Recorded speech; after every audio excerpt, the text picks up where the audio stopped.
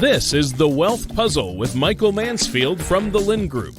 When a part of your financial strategy is out of tune, your long-term goals, your retirement savings, and your legacy can all suffer.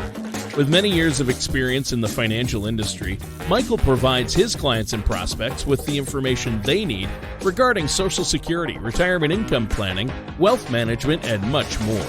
Listen in as we address your financial concerns and provide helpful solutions to put you on the path to achieving your retirement goals.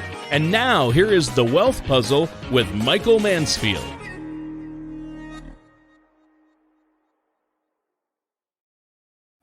Hi, everyone. Welcome back to The Wealth Puzzle with Michael Mansfield.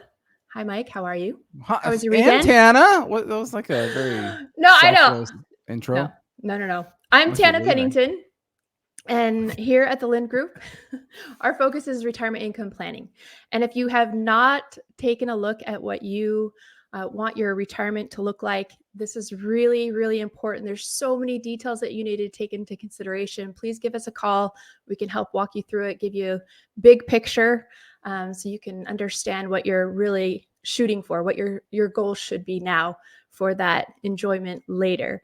But keep in mind, Social Security retirement or Social Security timing is super important, your taxation, even considering Medicare premiums and possible penalties if you have a lot of income coming in retirement, you'll get stuck with that.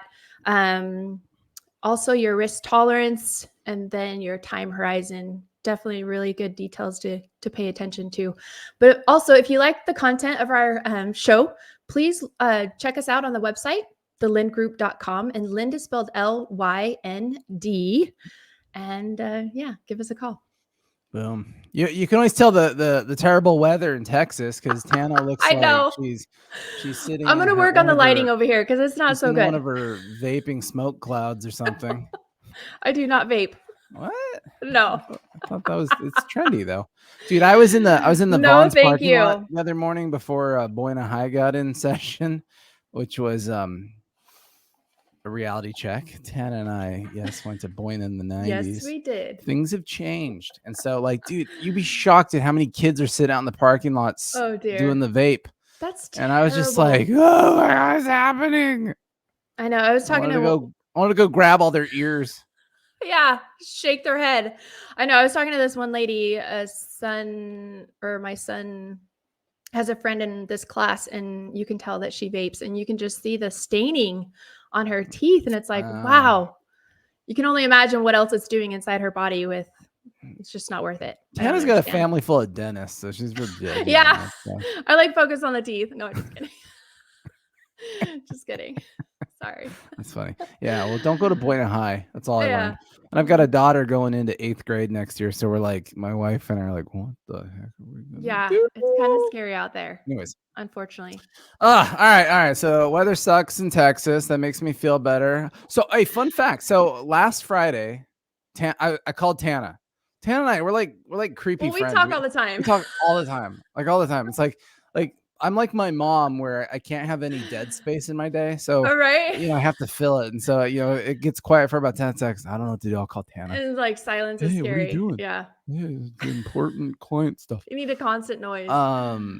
And so on Friday, Tana and I were talking, and in the morning I got gas, and I got gas on the corner here at Victoria at the 76 station. I'm lazy. I don't shop prices. I just go 76. Convenience. I go early though, because that corner gets real trafficy, and so it's kind of crazy sometimes. But early is also wild too, because it's really like an episode of The Walking Dead. So I have to carry like a chainsaw and things to protect myself. That is terrible. This is kind of true. I challenge anybody to go to the 76 station at 4:30 in the morning and not disagree with what I just said. So anyways, I paid in the morning. I paid what was it, $6.53. And so I'm talking to Tana. I'm like, dude, this is $6.53. This is crazy. This is so ridiculous. You know what's funny about that? Side story real quick. I'm gonna today's the day of side stories. Is like a year or two ago, my wife and I were up in Big Sur, and there was like an isolated gas station. So beautiful up there. Oh yeah, it was awesome. And gas was $6.50, and I took a picture of it with my phone. I'm like, whoa, this is crazy. And I was texting his people like, look at that, don't go to Big Sur, man. Right. And Not then, realizing that was and going here to we be are. your That's reality. what I pay now. So what was funny though is I go to Terrible. the 76 station in the morning, right? By noon, I'm driving back by. I'm going somewhere, and it's instead of 653, it's 663. I'm like, whoa! And I even told Tana that later. I'm like, dude, it's so funny. It's like I was blessed from heaven to let me get gas early. I saved 10 cents a gallon. It was awesome. By Saturday, it was 673. Oh, Tana. ouch! I didn't tell you that. And so I thought that was just like, dude, man, we're gonna ping $7 here. It's almost flattering it to like, be the leaders of the country. Well, California, I have a friend beating gas prices in our neighborhood here. They have a trucking business, and so they are getting hit hard on the diesel, probably. Yeah, all of their trucks are out, and they're just saying that it's totally just killing them. That bill every month is just killing them. In Texas, paying for something. Wah. It's all relative, right? No, it is crazy. I mean, this is the first time where my wife and I were talking about, we're like legit, like, whoa, going to the market, things feel distinctly more expensive. They do. Filling up the cars is way more expensive. We've decided to get rid of one of our children because it's the only way that we can keep. It's the only way we can keep our lifestyle. Never be able to do that. They're so amazing. You have a beautiful family. Debatable. If you love them, you let them go. Maybe. Does that work in this situation? So, anyways, that was crazy. I thought that was teenagers exciting. Can make you crazy, but. So what are you up to, Tana? I got all kinds of silly things to talk about. You got anything good for us? Yeah, no, I sent you an article about the Social Security. That's okay. That one's good. Yep. Yeah. So they were just saying because of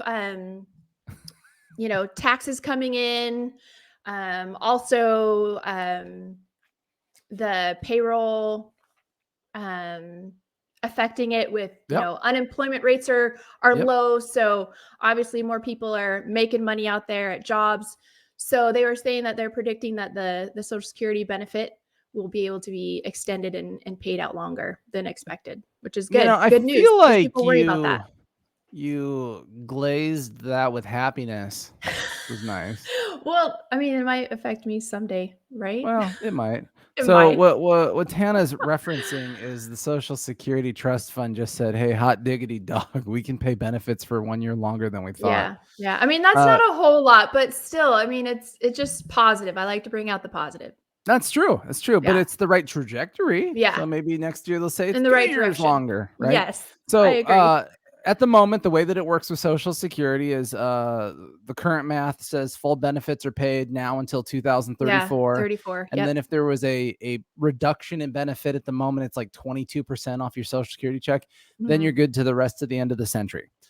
This math is something they're constantly using to discuss, trying to pass in Congress, like the Social Security 2100 Act, something like that, where they're going to make unlimited taxation on people making over 400 grand, maybe change the payroll taxation one way or another. If you're on Social Security, nearing Social Security, scared of Social Security, whatever your Social Security relationship is with you and your therapist, the reality is it's probably going to be mathematically fine simply because they're going to make people like Tana just pay more and solve the problem. Well, yeah, that's the unfortunate truth. Yes. That is the unfortunate truth. This private jet. Not hers, but it sounds not cool. mine. All right. Okay. Thank you for that. So I have an article. So, I just popped it up on the screen for the people that are following us on YouTube and Rumble and can watch this stuff.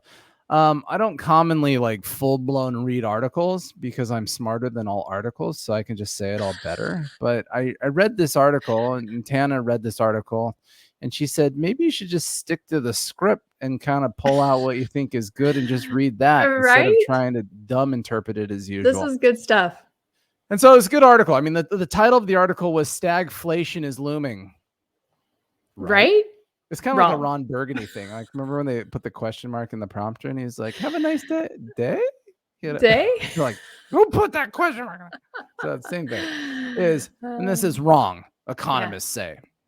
And so this is funny, right? Tana and I for 6 months have begged all of you to be mindful of how uncertainty and emotions cause you to be in a bad place, to be in a, put the stock market in a bad place. And at the end of the day, it's all about economic data.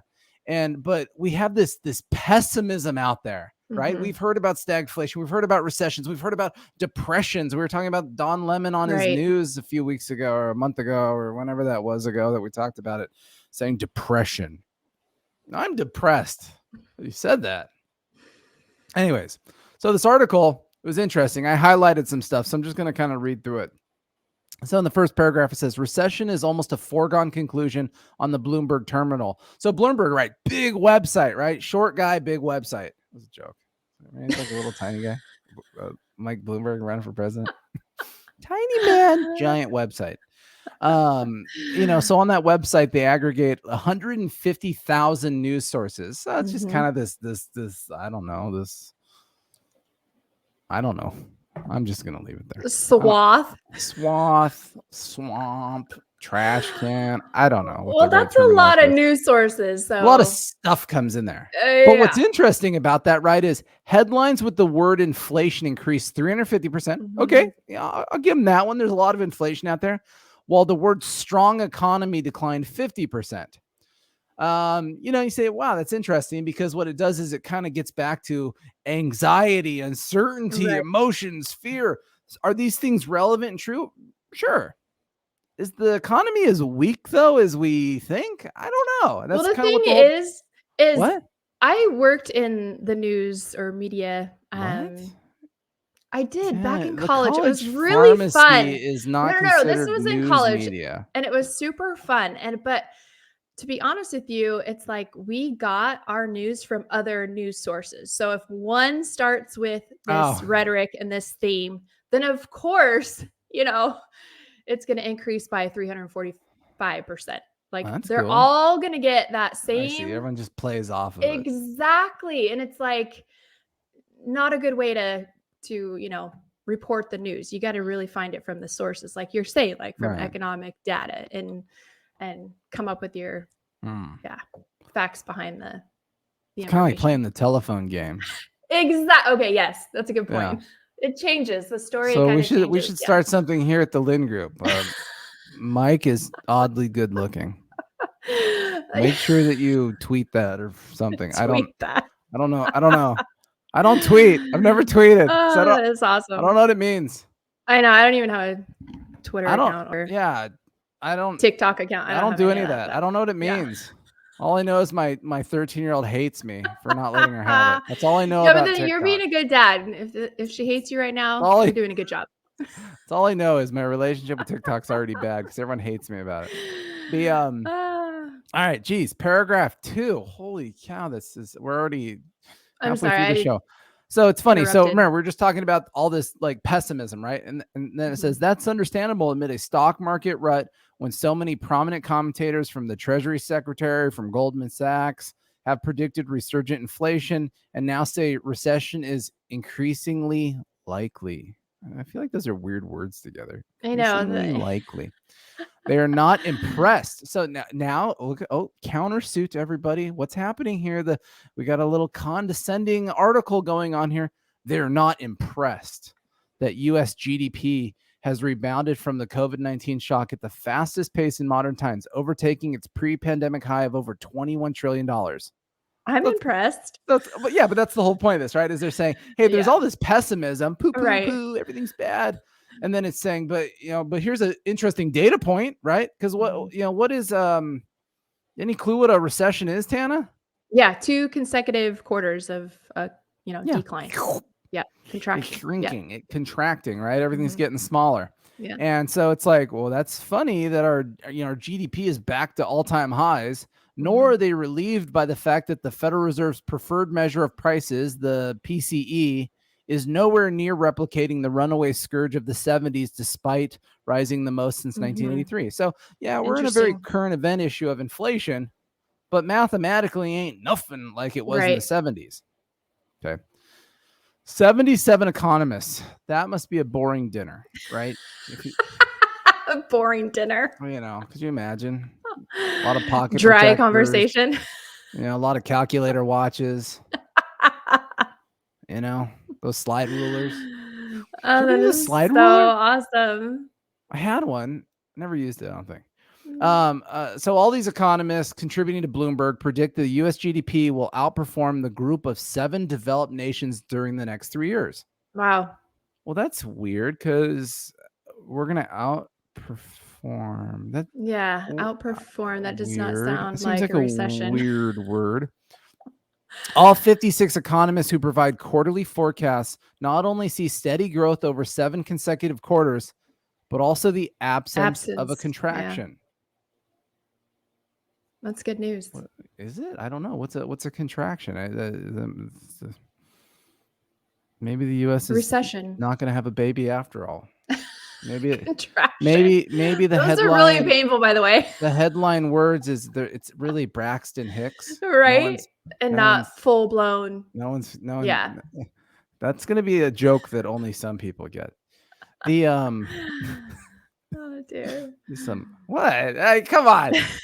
All right. The U.S. unemployment rate, which has recently improved the most in its history by falling to 3.6%, almost the lowest level in 50 years from That's a high of almost fantastic. 15%, is poised to reach 3.5% in the third quarter this year and remain low for several years.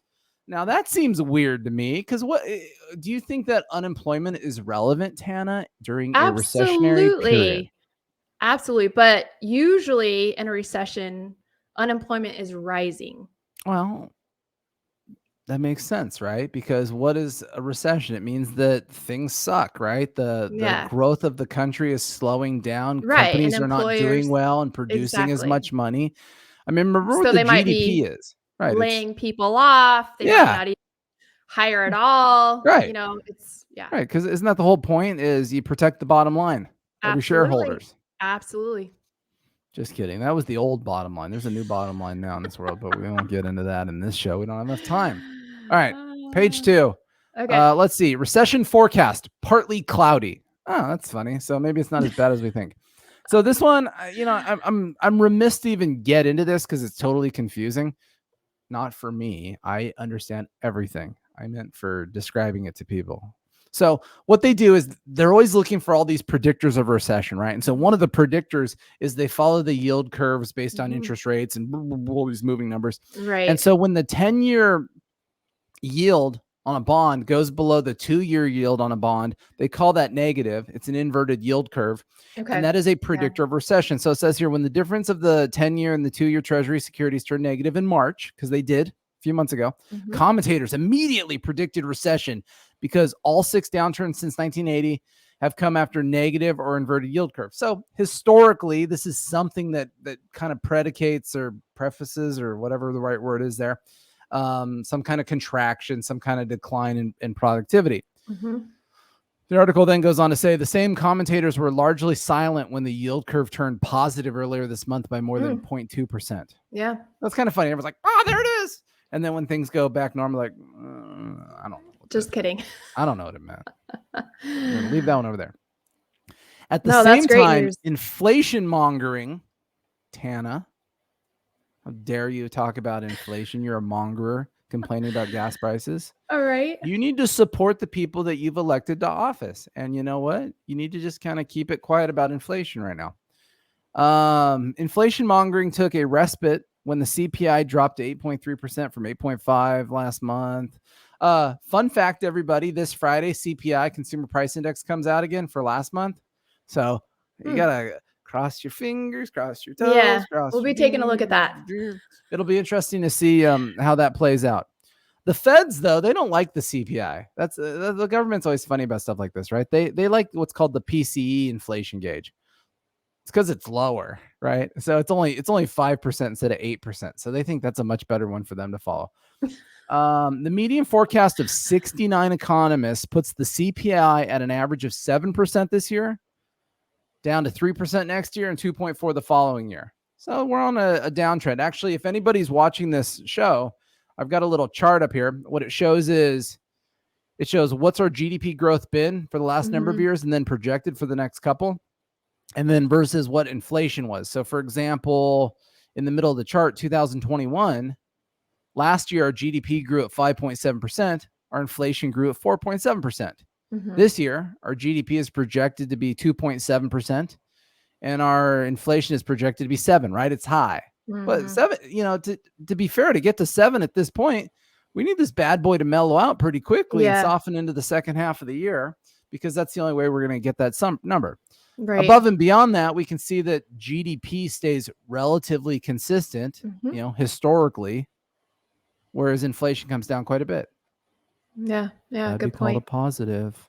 Anyways, the risk of recession is surely real, but so is the absence of several historical red flags. The U.S. deficit to GDP ratio had declined to 4.9% in April from 18.6% in March of 21.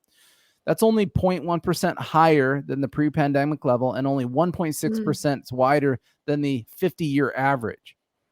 So our deficit to GDP ratio, look, we spend too much money. We got to be really careful with all that hubbub. Don't get me started. But, when you adjust for inflation and stuff, it's not as miserable as you think. Yeah. All right. U.S. borrowing costs, including federal, state, local governments, as well as American companies, are at the lowest level since 1975 when they started even tracking this data. Tana brought up a good point. Do you remember what that point was before we started recording? Well, I mean, if people are borrowing and have in the past been borrowing at these lower rates, then, even if the cost of things are, increasing, at least their loans that are out there, these business loans, these home loans are at these lower rates from before. Yeah. Very helpful. Yeah. We just had someone buying a place in Vegas. They got a 6% rate on it. And you're like, whoa. Yeah. And then I had someone come in the other day and show me their loan. They got 2.5% locked in, last year or the year before, or whenever it all happened. And you think, oh my goodness. Huge difference. That's incredible. Yeah.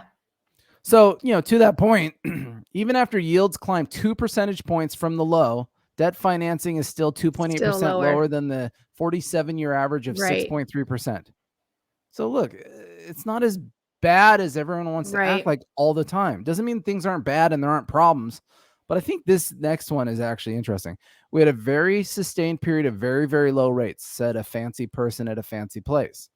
Households are in a very good position, so there is an inherent cushion in the economy that could create much more resiliency in the face of rising rates. Totally true. So Tana kind of nailed it. A lot of people already locked in all these smoking deals, right? So they're good. Yeah. At the same token, though, because there's so much money in the system, because things have been set up, the consumer is in a much, much better place than they have been historically. So I think that's awesome. It's funny kind of how they start wrapping up this article. I mean, obviously there's more to the article. I can send it to everyone if they want to read it. It says, so what explains the clash between conventional economic wisdom and current economic data? And then I thought this was very interesting. They attribute the optimism-pessimism gap to a lack of experience in anything comparable to recent memory. So when was the last time we had inflation like this? It was 40 plus years ago. 1970s, right? Right. Into the early 80s. And so you say, wait a second, turn on the news, man. All those good looking folks on the news that are so smart, they're all in their late 40s. They were babies then. Their early 50s. The majority of these people, the analysts, the economists, the smarty Googles, didn't live through it. They've read about it in textbooks. I fall into that category. Tana actually lived through it. What? I did not. Don't lie about your age. I'm not that old. You got to embrace who you are. I've read about it, right? I didn't live through it. Yeah. I was born during it, but I wasn't very aware of it. And it's interesting because like what you experience is going to be different than what I experience, depending on all the different details of our lives. So, I mean, what you read in a textbook isn't necessarily what they were all experiencing. Yeah, but this to me kind of highlighted there's a little bit of anxiety out there, even amongst professionals who are still trying to mentally navigate what this means. Right. And to that point, it goes back to uncertainty and emotions drive the market in the motion. The market has been very pouty and very pooty about all kinds of things. And the reality is, though, is the economics, the math, there are challenges, there are weak spots, there are issues, but things are not nearly as bad as we want to continue implying that they are. For the sake of time, we got to wrap this up. But there's one other article that I thought was interesting. Well, it's not an article. Let me just make the data point. I'm not going to waste my time doing that. Let me go to the big screen so everyone can see my ugly mug closer. Hello. So last Friday was jobs report day, right? So the jobs numbers come out, and economists polled, because economists know everything, thought that there was going to be 328,000 jobs created, and there was 390,000. Tana, would you say that that's good news or bad? That's great news. That's good news, right? Yeah.